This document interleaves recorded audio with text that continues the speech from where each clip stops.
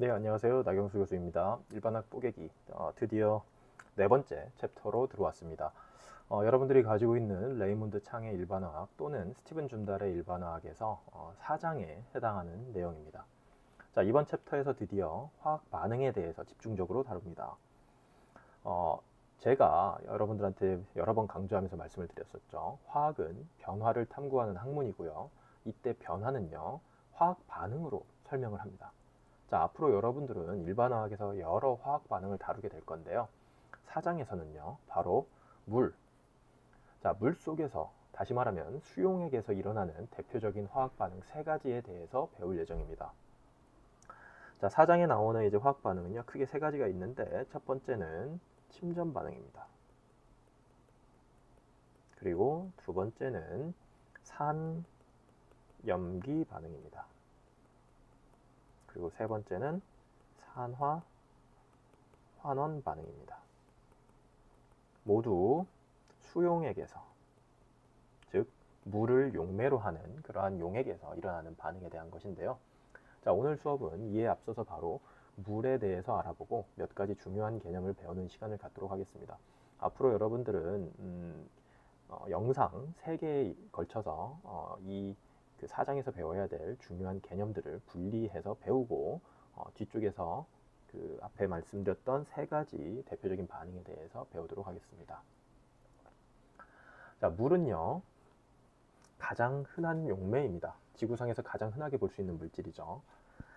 자, 물에 어떤 물질이 녹아 있을 때 우리는 그렇게 혼합된 물질을 용액이라고 합니다. 이 용액 안에는 용질과 용매가 들어가 있게 되는데요. 우리가 특히 이 용매를 물이라고 했을 때 이렇게 만들어진 용액을 수용액이라고 합니다. 영어로는 aqueous solution이라고 하고요. 화학 반응식에서 이제 반응식에 표현되어 있는 물질들이 물에 녹아 있는 상태일 때는 특별히 물질 뒤에 AQ라고 하는 약어를 붙여넣기도 합니다. 자, 여기서 중요한 용어가 몇 가지 나왔는데요. 우선 용액, 용매, 용질이 있습니다. 자, 여러분들은요, 용액이라고 하면 학생들이 이제 가끔 이런 그 오해를 합니다. 용액이라고 하는 단어로부터 이 끝에 액이 붙어 있기 때문에 액체인가 보다라고 생각하는 착각을 하고 있는 경우가 많은데요. 사실 용액은요, 절대로 물질의 상에 대한 의미를 포함하고 있지 않습니다. 다시 말하면 용액이라고 말한다고 해서 모두 액체 상태라고 생각하면 안 된다는 것입니다. 용액은요, 단순히 용질과 용매가 섞여 있는 그러한 물질을 의미합니다. 그리고 용질은 용매에 완전히 섞여서 만들어진 용액 자체를 보면 완전히 하나의 물질처럼 보일 때 이렇게 만들어진 물질을 우리는 용액이라고 하는 겁니다. 자, 용액은 영어로 솔루션이고요. 용질은 솔루트입니다. 자, 용매는 솔벤트입니다. 그리고 이때 용액은요, 액체 상태의 물질일 수도 있고 고체 상태의 물질일 수도 있어요. 기체 상태의 물질일 수도 있습니다. 즉, 물질의 상과는 전혀 관계가 없다는 뜻입니다. 예를 들어서 용액을 몇 가지를 들여다볼게요. 바로 공기를 한번 들어보겠습니다. 공기, 에어 있죠?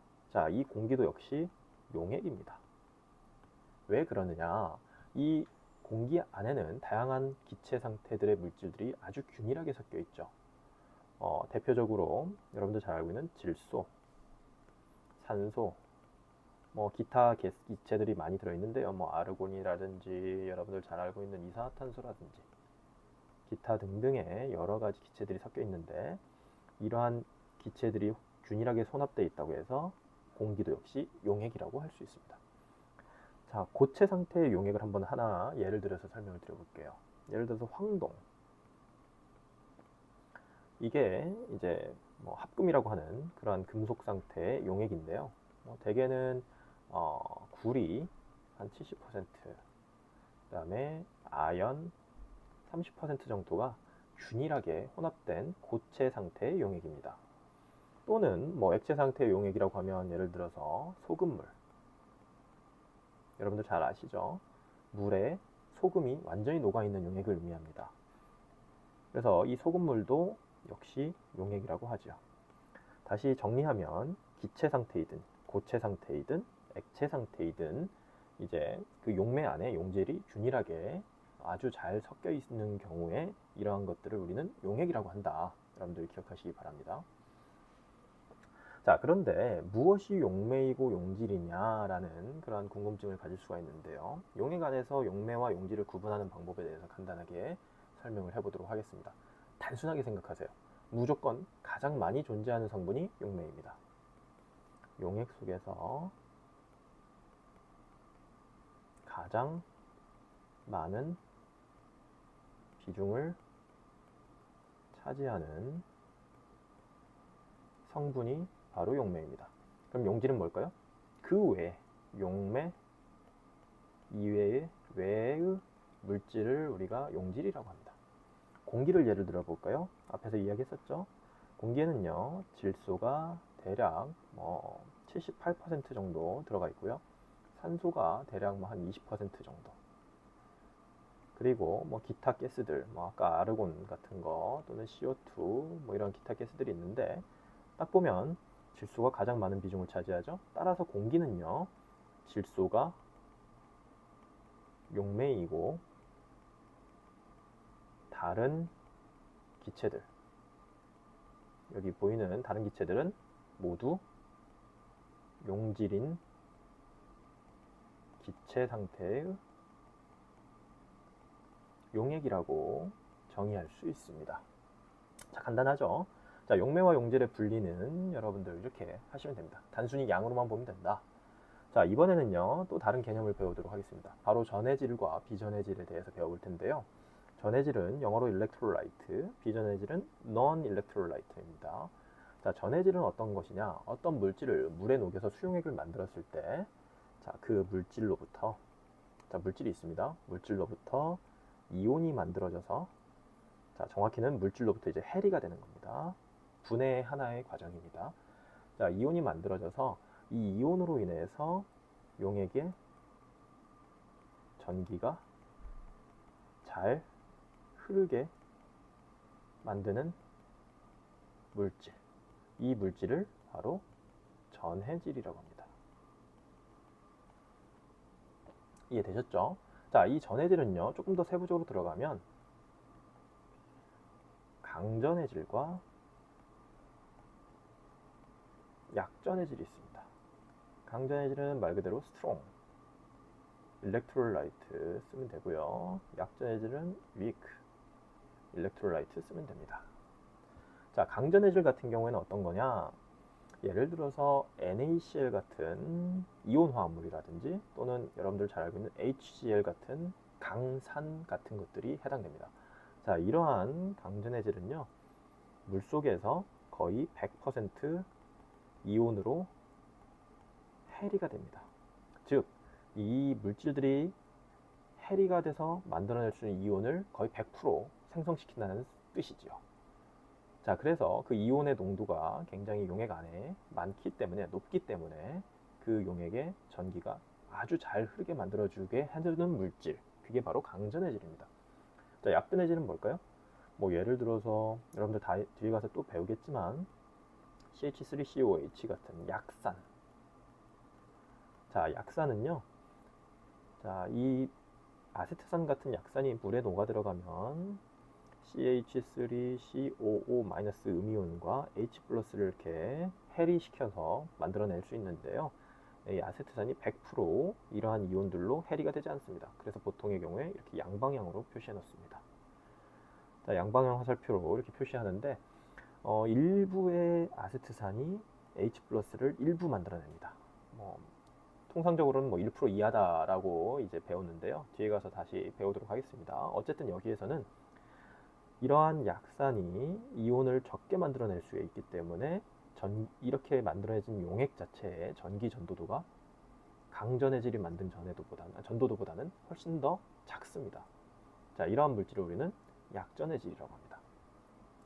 자, 그리고 전해질은요 이렇게 분리가 될 수가 있고, 전해질의 또 반대말은 보이는 것처럼 비전해질인데요. 비전해질은 말 그대로 어떤 물질이 그 용매에 녹았을 때, 뭐 여기서 이제 물이겠죠. 물에 녹았을 때 그렇게 만들어진 수용액 안에 전류가 흐르게 할 수 없는 물질을 의미합니다. 이런 물질의 경우에는 대개 물에 녹더라도 물질 자체가 이온으로 해리되지는 않는 물질들입니다. 뭐 예를 들어서요, 설탕물. 자, 설탕이 물에 녹은 용액인데 설탕이 물에 잘 녹았다고 하더라도요, 설탕 자체는 이온을 못 만듭니다. 따라서 수용액에 전류가 흐르게 하지 않습니다. 이때 이 설탕을 우리는 비전해질이라고 합니다. 자, 이해되셨죠? 그래서 전해질과 비전해질을 여러분들 구분할 수 있어야 되고, 전해질은 더 나아가서 강전해질과 약전해질로 나누어질 수 있다는 그 개념을 여러분들 꼭 기억하시기 바랍니다. 자, 마지막으로 우리가 배워야 될 개념 하나는요, 바로 수화, 영어로는 하이드레이션에 대한 이야기인데요. 물속에서 일어나는 그 용매로 쓰이는 물이 있을 때 그 수용액 안에서 일어나는 현상에 대해서 알아보도록 하겠습니다. 여러분들은 나중에 이제 분자의 극성, 영어로는 polarity인데요. 이 극성에 대해서 나중에 배우게 됩니다. 여기서는 이제 간단하게 극성의 개념을 물 분자에 적용을 하면요, 극성은 나중에 다시 자세히 배우도록 할게요.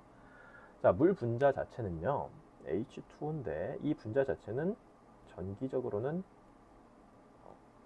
중성 분자입니다. 맞죠? 뭐 예를 들어서 여러분들 알고 있는 OH-다. 그럼 얘는 음이온이잖아요. 얘는 전기적으로 네거티브, 음성이죠. 전하를 갖고 있다고 이야기를 하죠. 그런데 물 분자는 전기적으로 중성입니다. 그런데 물 분자 안에 들어있는, 자, 이 물 분자를 우리가 구조식으로 그리면 사실은 산소 원자 하나에 수소 원자 두 개가 이렇게 결합되어 있는 형태인데요. 이 물 분자 안에 산소 원자는 전기적으로 마이너스 전하를 띠고요. 여기는 산소 원자 있죠? 마이너스 전하를 띠고요. 수소 원자 쪽은 플러스 전하를 띈다고 합니다. 이렇게 분자 안에 극이 나눠지는 거예요. 이러한 분자를 우리가 극성 분자라고 하는데, 우리는 종종 이러한 전하와 양 전하를 델타 부호로 붙여서 설명합니다. 어떻게 쓰냐면요, 자, 다시 써볼게요. 여기다가 산소는 전하를 두 개를 갖습니다. 그래서 델타 2 마이너스라고 쓰기도 하고요. 그 다음에 수소는 양전하 하나를 갖습니다. 델타 플러스, 델타 플러스. 그래서 델타 플러스가 두 개가 있고 델타 2 마이너스가 하나가 있는 거죠. 그래서 전기적으로는 전체가 중성을 이룹니다. 자, 그런데 이제 물속에 이러한 극성을 띠는 물속 안에, 물 분자 주변에 용질이 녹아 들어가면